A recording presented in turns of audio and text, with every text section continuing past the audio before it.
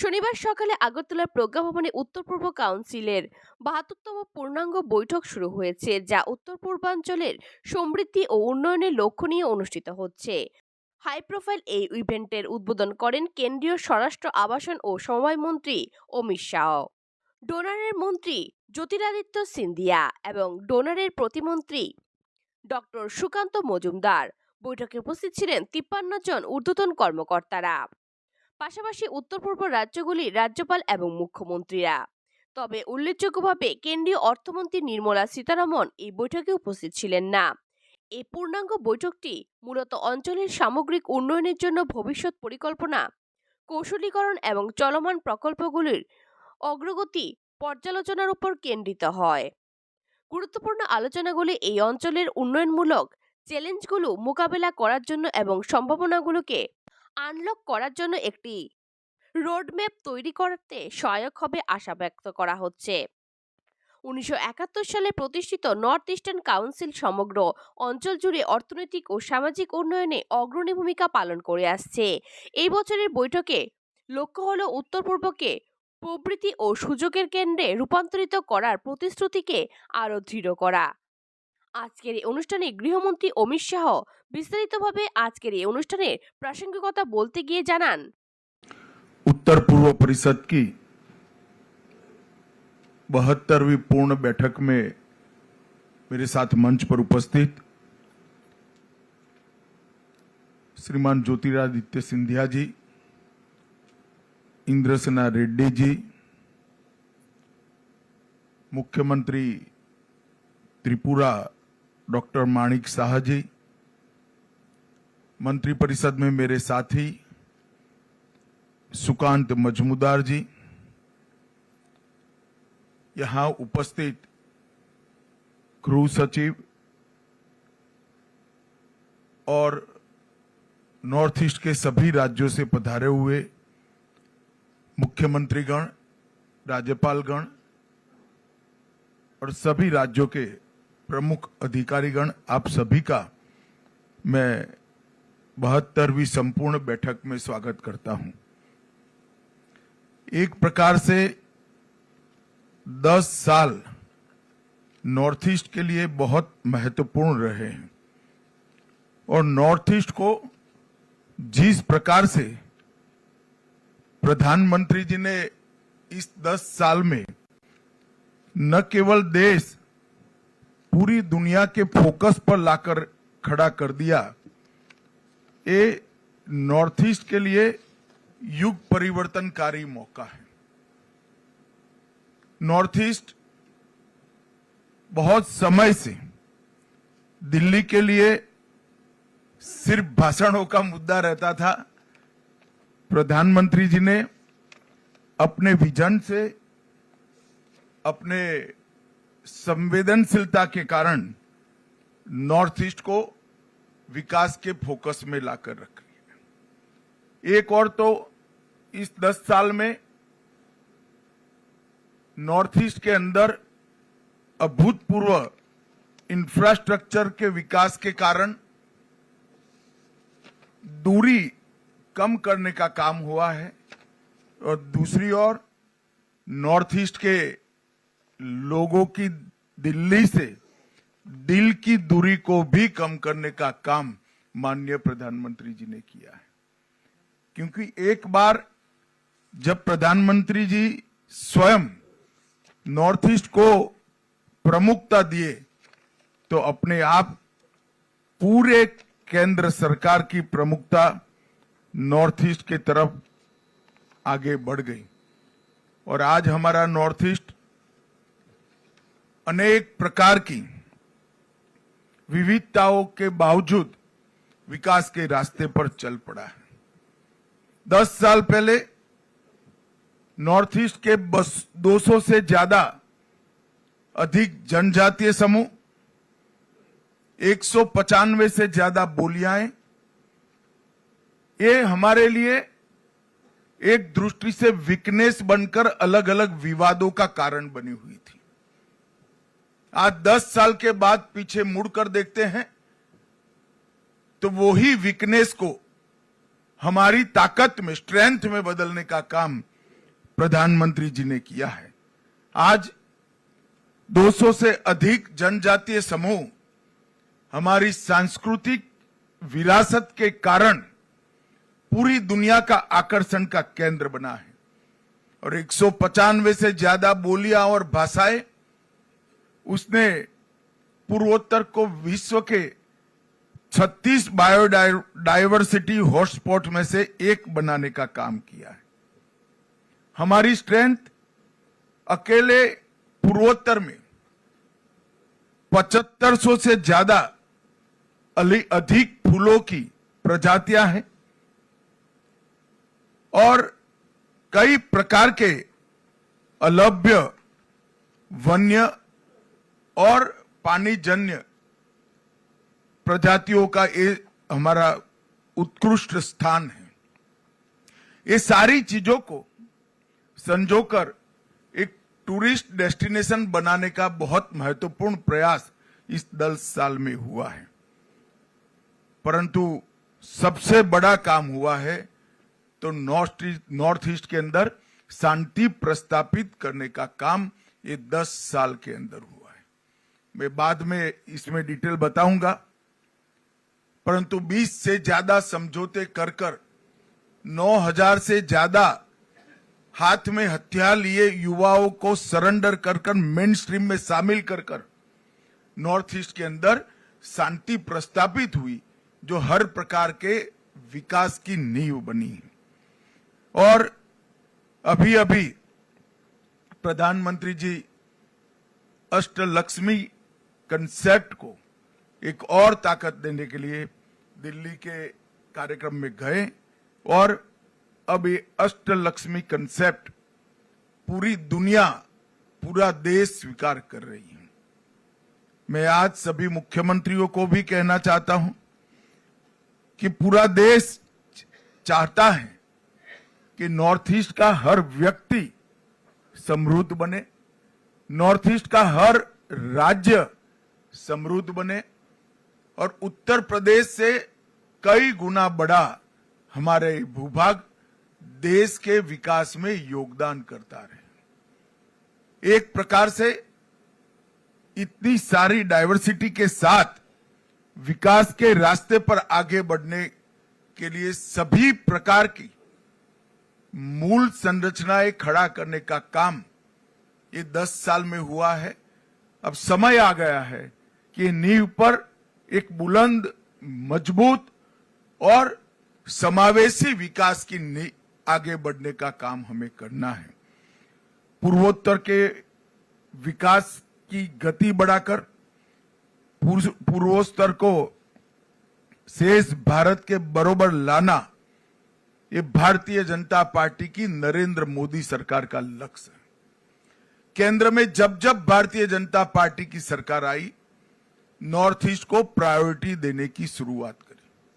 जब अटल जी की सरकार बनी तब हमने डोनर मंत्रालय की स्थापना करी और मोदी जी ने पूरी मंत्रिपरिषद को नॉर्थ ईस्ट का रात्रि निवास वाले दौरे करने का आग्रह कर 700 से ज्यादा मंत्रियों ने अब तक रात्रि निवास, 700 दिन से ज्यादा रात्रि निवास यहां पर हुआ है। प्रधानमंत्री स्वयं 65 बार आए हैं और हर बार कोई न कोई तोहफा नॉर्थ ईस्ट के लिए लेकर आए हैं। भारतीय जनता पार्टी की मोदी सरकार ने पूर्वोत्तर की संस्कृति को भी संरक्षित करने के लिए कोई कसर नहीं छोड़ी। सबसे ज्यादा अगर पूर्वोत्तर की भाषाओं को 8वीं अनुसूची में समाने का काम हुआ तो वो भारतीय जनता पार्टी के शासन में हुआ। हमने भी विभिन्न समझौते जो किए उसमें पूर्वोत्तर की अलग अलग बोलियों को ताकत देना, उसको संजोना और प्राथमिक शिक्षा कम से कम पूर्वोत्तर की भाषा में हो, इसके लिए हमने बड़ा आग्रह रखा है। और मैं मानता हूं कि इससे बहुत बड़ा फायदा हमारी सांस्कृतिक विरासत को संजोकर रखने में होगा। अब समय आ गया है कि $5 ट्रिलियन की अर्थव्यवस्था को पूर्वोत्तर के विकास से एक बिग पुश देने का समय आ गया है और इसके लिए एक्ट ईस्ट, एक्ट फास्ट और एक्ट फर्स्ट, ये तीनों मंत्र जो हमें दिए गए हैं, ये तीनों मंत्र को चरितार्थ करने का काम डोनर मंत्रालय बखूबी कर रहा है, एनईसी भी कर रही है। एनईसी ने अपने 50 वर्षों में आकांक्षाओं, जरूरियातों और चुनौतियों के संभावित समाधानों पर चर्चा करने का एक महत्वपूर्ण मंच बनकर पूर्वोत्तर के विकास की भाग्य रेखा बनने का काम किया है।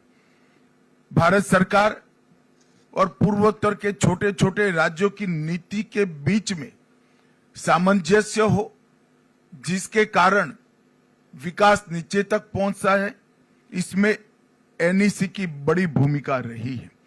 विकास की योजनाएं तैयार करना, विभिन्न जनजातीय समूहों को विकास के साथ जोड़ना और समग्र क्षेत्र को एक अलग दृष्टिकोण से ऊपर से देखकर समग्र क्षेत्र के विकास का आयोजन, रेखांकित करने का काम पूर्वोत्तर में एनईसी ने किया है। मोदी जी ने एक पॉजिटिव इकोसिस्टम बनाने का काम कर लिया है। इसके आधार पर राज्य सरकारों ने और डोनर मंत्रालय ने निवेश का इकोसिस्टम बेहतर करने की अब जरूरत है। कनेक्टिविटी अब प्रॉब्लम नहीं रही और विश्व के साथ कनेक्टिविटी भी थोड़े समय के बाद प्रॉब्लम नहीं रहने वाली है। बांग्लादेश के एन्क्लेव्स एक्सचेंज के बाद पूर्वोत्तर को दुनिया के साथ जोड़ने का हमारा लक्ष्य बहुत जल्दी समाप्त हो जाएगा। पूर्वोत्तर में एक औद्योगिक इकोसिस्टम इससे दृढ़ होगी और पूरी दुनिया का बाजार यहां पर निवेश करने वालों के लिए खुलेगा और इसके लिए हर राज्य ने भी अपने प्रयास मजबूत करने पड़ेंगे। भारत सरकार भी सभी इन्वेस्टरों को पूर्वोत्तर की ओर आने के लिए प्रेरित करती है। अभी केंद्रीय मंत्रिमंडल ने सेमीकंडक्टर और डिस्प्ले विनिर्माण की इकोसिस्टम के विकास के लिए 3 सेमीकंडक्टर यूनिट नॉर्थ ईस्ट में स्थापना करने का निर्णय लिया। इनमें से एक इकाई Tata semiconductor assembly and test private limited लगभग 27,000 करोड़ के इन्वेस्टमेंट से आसाम में आने वाली है। वो अब तक का सबसे बड़ा इन्वेस्टमेंट होने वाला है और इसके साथ साथ 20,000 प्रत्यक्ष रोजगार और 60,000 अप्रत्यक्ष रोजगार खड़े होंगे। इस फ्यूचर पोटेंशियल को ध्यान में रखकर भारत सरकार का शिक्षा विभाग नॉर्थ ईस्ट की यूनिवर्सिटियों के साथ बैठकर इसी प्रकार के शिक्षा से लैस, ज्ञान से लैस युवा तैयार हो, इसके लिए भी कोर्स की निर्मित कर रहा है, जिससे जो जॉब जनरेट होंगे इसका सबसे बड़ा फायदा हमारे नॉर्थ ईस्ट के 8 राज्यों को मिले। ये जो इकाइयां डाउनस्ट्रीम ऑटोमेटिव के साथ साथ इलेक्ट्रॉनिक मैन्युफैक्चरिंग, टेलीकॉम मैन्युफैक्चरिंग और इंडस्ट्रियल मैन्युफैक्चरिंग के लिए भी सहायभूत होगी और मैं इतना आपको आश्वस्त करना चाहता हूं कि ये एक नई शुरुआत है। नॉर्थ ईस्ट के लिए बहुत जरूरी है कि इंडस्ट्रियल इन्वेस्टमेंट आए, बड़ी बड़ी इकाइयां आए, इसमें कोई आपत्ति नहीं होनी चाहिए, इसका स्वागत करना चाहिए, इसको गति भी देनी चाहिए। परंतु सिर्फ क्षेत्र के और राज्य के विकास से नॉर्थ ईस्ट हमेशा शांत बना नहीं रह सकता।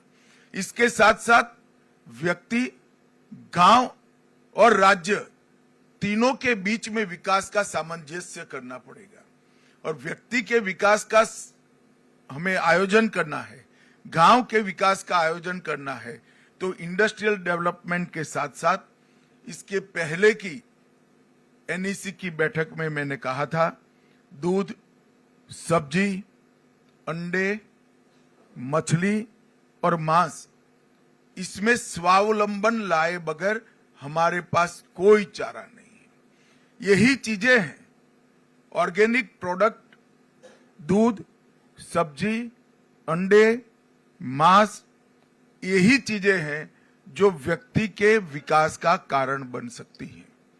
और जब तक हर व्यक्ति को हम संपन्न नहीं कर सकते, संपन्न नॉर्थ ईस्ट की कल्पना बेमानी है। हो सकता है राज्य का जीएसडीपी बढ़ा ले हम, मगर व्यक्ति का संतोष और व्यक्ति के विकास की कल्पना, ये सभी चीजों से हमने करनी पड़ेगी। और टूरिज्म, कनेक्टिविटी की बहुत उपलब्धता के कारण सॉफ्टवेयर निर्माण के भी यहाँ ढेर सारे मौके पड़े हैं। नेचुरल कोर्स में पूरा नॉर्थ ईस्ट ऑर्गेनिक खेती करता है। मेरा सभी मुख्यमंत्रियों से, राज्यपाल महोदयों से और मुख्य सचिव से आग्रह है कि भारत सरकार ने नेशनल ऑर्गेनिक कोऑपरेटिव लिमिटेड बनाई है, जिसका उद्देश्य कोऑपरेटिव ऑर्गेनिक खेती करने वाले सभी किसानों को इसके साथ जोड़कर पैकेजिंग, मार्केटिंग और एक्सपोर्ट तीनों के लिए इंफ्रास्ट्रक्चर खड़ा करेगा। ये इंफ्रास्ट्रक्चर सिर्फ मुनाफा नहीं करेगा, पर केजी जो मुनाफा आएगा उसको वो ही किसान को वापस देगा जिस किसान के खेत में ऑर्गेनिक प्रोडक्ट बनी है। तो अंततोगत्वा कोऑपरेटिव बेसिस पर चलने के कारण अमूल की पेटेंट पर उत्पादन करने वाले हर किसान के पास ऑर्गेनिक प्रोडक्ट का मुनाफा वापस भेजने की व्यवस्था एनओसीएल में है। मेरा आग्रह है कि सभी राज्य एनओसीएल के साथ समझौता करें, अपने अपने राज्य के किसानों को एनओसीएल के साथ जोड़ें और उनकी ऑर्गेनिक प्रोडक्ट को आने वाले दिनों में विश्व के बाजार में पहुंचाएं। भारत सरकार ने नॉर्थ ईस्ट में पहले हर राज्य में 3 और आसाम जैसे राज्य में हर जिले में 1 ऑर्गेनिक सर्टिफिकेशन लैब प्रस्तापित करने का निर्णय लिया है, जिसके माध्यम से भूमि और कृषि उत्पाद दोनों का विश्वसनीय ऑर्गेनिक सर्टिफिकेशन होगा। भारत ब्रांड ऑर्गेनिक प्रोडक्ट वो लॉन्च कर दिया गया है और वो ब्रांड के साथ ये विश्व के बाजार में जाएगी। 2 कोऑपरेटिव ब्रांड्स लॉन्च हुए हैं, अमूल कोऑपरेटिव और भारत कोऑपरेटिव, जिसके माध्यम से हम विश्व भर में हमारी ऑर्गेनिक प्रोडक्ट को पहुंचाएंगे। कनेक्टिविटी के लिए जो कुछ करना बाकी है वो हमारी प्रायोरिटी का विषय है और मैं भारत सरकार की ओर से आपको आश्वस्त करना चाहता हूं कि आईटी की कनेक्टिविटी यहां पर बहुत अच्छे तरीके से हो जाएगी और फिर यहां पर सॉफ्टवेयर निर्माण के लिए भी एक बहुत बड़ा पोटेंशियल यहां पड़ा है। नई उद्योग नीति बहुत लुक्रेटिव है, देश भर से उद्योग हम ला पाए इसी है, इसका हमने फायदा उठाना चाहिए। मिशन पाम ऑयल ये नॉर्थ ईस्ट के सभी राज्यों के विकास का एक बहुत बड़ा रास्ता बनने की संभावनाएं मिशन पाम ऑयल के अंदर पड़ी है। देश के अंदर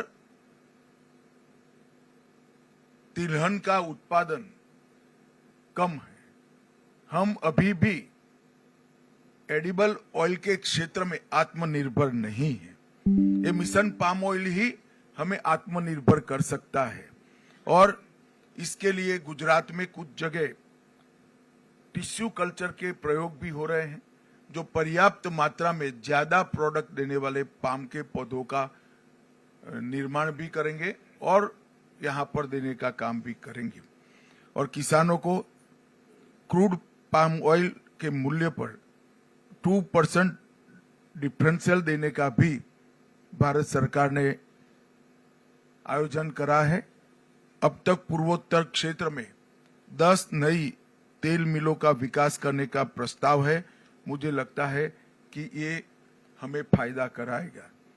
सुरक्षा के क्षेत्र में हमने मल्टी डायमेंशनल अप्रोच यहां पर अपनाया है।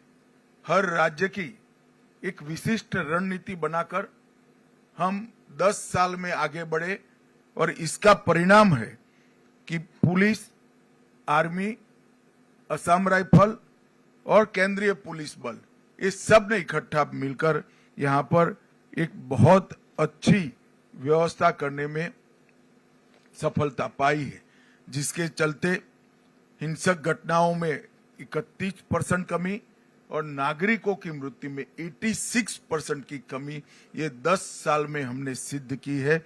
लगभग 10,574 विद्रोही सरेंडर हुए हैं और कई सारे समझौते किए। NLFD का समझौता 2019 में किया, ब्रू समझौता 2020 में किया, बोडो समझौता 2020 में किया, कार्बी समझौता 2021 में किया, आदिवासी समूहों के साथ समझौता 2022 में किया, DNLA समझौता 2023 में किया, UNLF शांति समझौता 23 में हुआ, उल्फा शांति समझौता 23 में हुआ, त्रिपुरा समझौता 24 में हुआ, NLFT और ATTF का समझौता 2024 में हुआ। इसके साथ साथ आसाम मेघालय अंतर्राज्यीय सीमा समझौता और आसाम अरुणाचल अंतर्राज्यीय सीमा समझौता भी हुआ। इसके कारण पूरे नॉर्थ ईस्ट के अंदर शांति प्रस्थापित करने का हमें बहुत सफलता मिली है। मैं एक विशिष्ट बात पर भी आपका ध्यान आकृष्ट करना चाहता हूं। हमने भारत को नशा मुक्त करने का एक अभियान लिया है। मैं मानता हूं कि नॉर्थ ईस्ट की इसमें विशिष्ट जिम्मेदारी है, क्योंकि नारकोटिक्स का आने का एक प्रमुख रास्ता नॉर्थ ईस्ट के राज्यों के होकर जाता है। काफी कुछ हुआ है, मैं इससे कोई ऐसा नहीं मानता कि काम नहीं हुआ है। विगत 6 सालों के अंदर काफी कुछ काम हुआ है, मगर हमारी गति पर्याप्त नहीं है। मेरा आग्रह है सभी मुख्यमंत्री और राज्यपालों से कि आप सभी लोग हमारी जो जिले की निगरानी समिति बनाई है, उसको कितनी बैठकें जिला लेवल पर होती हैं, उस पर पूरा बल दीजिए, उसको मॉनिटर करिए और नॉर्थ ईस्ट को पूरे भारत के लिए नारकोटिक्स के रास्ते का जो कलंक लगा है, वो कलंक को हमें मिटाना चाहिए। नशा आने वाली पीढ़ियों को खोखला करता है और हमने पूर्णतया से भारत को नशा मुक्त बनाने का काम करना है और ये मिशन, उसमें नॉर्थ ईस्ट बहुत बड़ा योगदान कर सकता है। तीनों नई संहिताएं जो आई हैं, आपराधिक न्याय प्रणाली में 3 नए कानून आए हैं। इसके इम्प्लीमेंटेशन के लिए फरवरी माह में मैं दिल्ली में सभी मुख्यमंत्रियों की एक साथ मीटिंग बुलाने वाला हूं। मेरा आग्रह है कि उसके पहले NCRB और BPRND के साथ आपके पुलिस प्रमुख बैठकर आपका पूरा नॉर्थ ईस्ट को कंप्लीट तीनों संहिता के अमलीकरण के लिए तैयार करने का काम समाप्त कर ले। मैं आपको विश्वास दिलाता हूं कि तीनों संहिता के इम्प्लीमेंटेशन के बाद, पूर्ण इम्प्लीमेंटेशन के बाद कोई भी FIR रजिस्टर होगी, वो सुप्रीम कोर्ट तक 3 साल में इस नागरिक को न्याय मिल जाएगा। हम सालों तक आतंकवाद से जूझते रहे, हम सालों तक अहिंसा से जूझते रहे, तो सभी राज्यों की पुलिस का लक्ष्य यही रहा कि हिंसा से मुक्ति पाले। वो काम अब लगभग हो चुका है। अब समय आ गया है कि नॉर्थ ईस्ट के हर नागरिक को संविधान ने दिए हुए अधिकार मिले, उसकी संपत्ति के रक्षण का अधिकार मिले, इसके सम्मान के संरक्षण का अधिकार मिले और उसके परिवार के संरक्षण का अधिकार मिले, जो ये 3 संहिताओं में है। अब समय आ गया है नॉर्थ ईस्ट के पूरी पुलिस का कल्चर बदलने का, इसकी दिशा बदलने का। यहां शांति हो चुकी है। अब हमारा ध्यान उग्रवादी जूथों के साथ मुठभेड़ की जगह नागरिकों को उनके अधिकार मिले, इसकी और पूरे सभी राज्यों के गृह मंत्रालय का ध्यान डाइवर्ट करना पड़ेगा। इसके लिए नॉर्थ ईस्ट के हर राज्य की पुलिस के अप्रोच के अंदर, ट्रेनिंग के अंदर और फोकस के अंदर, तीनों के अंदर परिवर्तन करने की जरूरत है। परंतु इसकी पूर्व शर्त है कि ये तीनों संहिताओं का कंप्लीट इंप्लीमेंटेशन नॉर्थ ईस्ट के राज्यों के साथ अंदर हो जाए। मेरे सभी राज्यपालों से विशेष आग्रह है कि आप स्वयं इसका मॉनिटर करिए, क्योंकि नागरिकों को एफआईआर करने से न्याय मिलता है, ये भाव नॉर्थ ईस्ट में खड़ा करना बहुत जरूरी है। क्योंकि नॉर्थ ईस्ट पुलिस का पूर्ण फोकस 4 दशक तक इंसर्जेंसी के साथ लड़ने में रहा है। अब इंसर्जेंसी नहीं है, तब नागरिक के अधिकारों को हमने प्रस्तावित करना चाहिए। मैं फिर से रिपीट करना चाहूंगा, पुलिस की ट्रेनिंग, पुलिस का फोकस, ये दोनों हमें बदलना पड़ेगा, तभी जाकर हम संविधान दत्त अधिकार जो पूरे देश के नागरिकों को मिले हैं वो नॉर्थ ईस्ट के नागरिकों को दे पाए। पीएमडीआई अब तक 6600 करोड़ रुपए की योजनाएं हैं। नागालैंड और कुछ योजनाएं एकदम पाइपलाइन में है। मुझे पूरा भरोसा है कि 6600 करोड़ से हम कुछ ही महीनों में 9000 करोड़ तक पहुंच जाए। ये हमारे लिए बहुत बड़ी उपलब्धि है। सड़कें, विद्युत परियोजनाएं, शिक्षा परियोजनाएं, स्वास्थ्य परियोजनाएं, खेल का इंफ्रास्ट्रक्चर और टूरिज्म की परियोजनाएं, ये मिलाकर लगभग 111 से ज्यादा परियोजनाओं ने पूर्वोत्तर के विकास के लिए ढेर सारा काम किया है। 14-15 से हमारे बजट में 153% की वृद्धि हुई है। लगभग 22 मिशन से पूरे पूर्वोत्तर को हम समृद्ध बनाने का एक महत्वाकांक्षी लक्ष्य रखे हैं। Mission organic value chain development भी हमने आगे मैंने बताया ऐसे परिपूर्ण करनी पड़ेगी। और कनेक्टिविटी के लिए मैं भारत सरकार की ओर से आपको आश्वस्त करना चाहता हूं, हर प्रकार की सहायता पूर्वोत्तर राज्य को हम करेंगे और उसमें बजट की कोई कमी नहीं। सिर्फ रेल कनेक्टिविटी में 81,000 करोड़ रुपया की योजनाएं अब तक बन चुकी हैं। रोड कनेक्टिविटी में 41,000 की योजनाएं बन चुकी हैं। हवाई अड्डे के 64 रूट नए चालू हुए हैं और अब बाकी जो बचा है काम भी द्रुत गति से 3 साल में समाप्त करने का काम हमने लक्ष्य रखा है। मेरा आग्रह है कि नेसेक का सबसे ज्यादा उपयोग नॉर्थ ईस्ट के राज्यों ने करना चाहिए। नेसेक की स्थापना भी अटल जी के समय में हुई और टेक्नोलॉजी का उपयोग विषम भौगोलिक परिस्थिति में बसे हुए 8 छोटे छोटे राज्यों को, जब तक आपके डेवलपमेंट में टेक्नोलॉजी का उपयोग लेकर आप नहीं जाते हैं, डेवलपमेंट का फोकस तय नहीं कर सकते।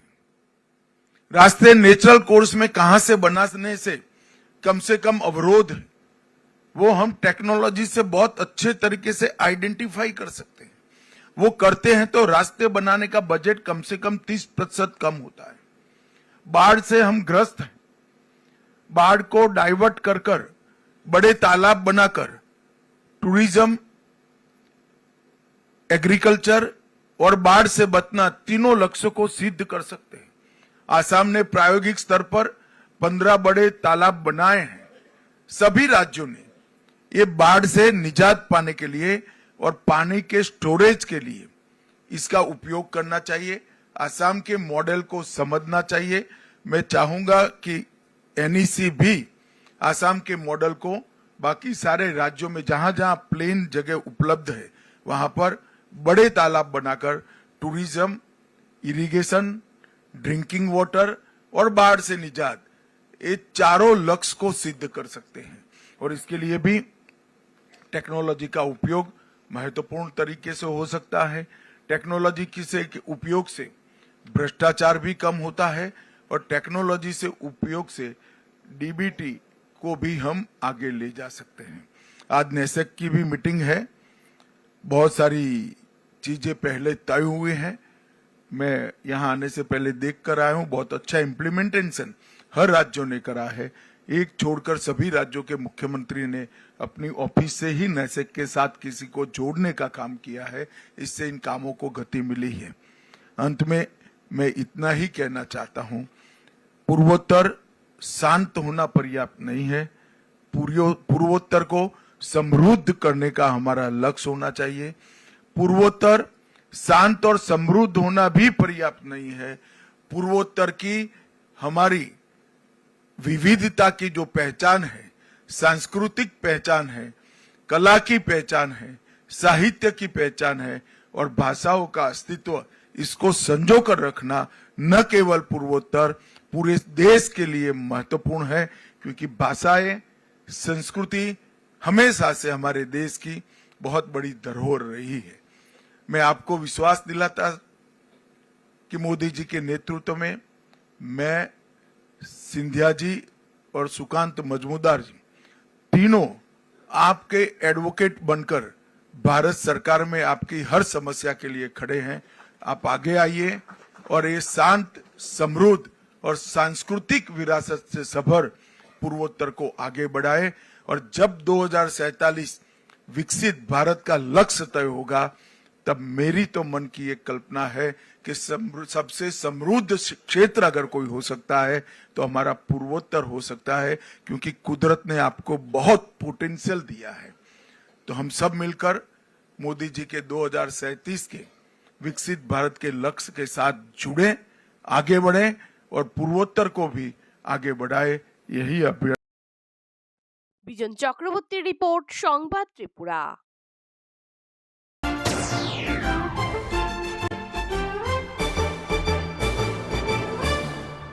রান্নার স্বাদ এবং গুণমান বৃদ্ধি পানি সিস্টার গুঁড়া মশলা, সয়াবিন আটা সুজির পর প্রত্যেকের সুস্বাস্থ্যের জন্য এবার রান্নার তেলের দায়িত্বেও sister kachi ghani mustard oil. Sister, আপনাদের বিশ্বাস আমাদের দায়িত্ব।